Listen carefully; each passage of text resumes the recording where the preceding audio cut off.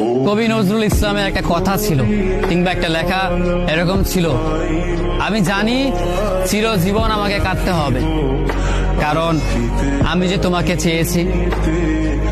আসলেই আমি যে তাকে চেয়েছি এই জন্য আমাকে সারা জীবন কাটতে হবে, কারণ আমি তাকে কোনোদিন পাবো না, আর পাইনি বলেই আমার কান্না করতে হয়।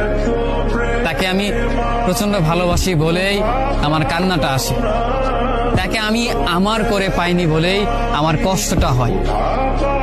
কবি নজরুল ইসলামের লেখাটা খুব দারুণ ছিল। আসলেই তাকে পাইনি বলে আমাকে সারা জীবন কান্না করতে হবে।